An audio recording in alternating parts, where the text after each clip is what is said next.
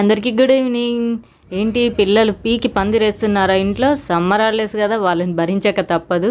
So ఏదో ఒకటి అడుగుతూ ఉంటారు కదా పిల్లలు తినడానికి. అలాగని ఇంట్లో వేడి వేడిగా ఇలా హాట్గా మిక్చర్ చేసి పెట్టండి. వాళ్ళు అడిగినప్పుడల్లా కొంచెం పెడితే చాలా అంటే చాలా హ్యాపీగా ఫీల్ అవుతారు.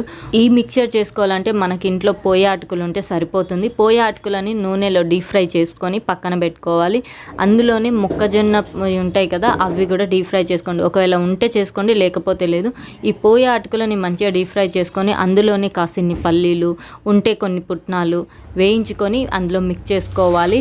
అలాగే కొద్దిగా కరివేపాకు, కొంచెం పచ్చిమిర్చి డీప్ ఫ్రై చేసుకొని వేసుకొని కొద్దిగా పసుపు, కొంచెం కారం, కొద్దిగా ఉప్పు వేసుకొని కలుపుకొని మిక్స్ చేస్తే ఉంటుంది.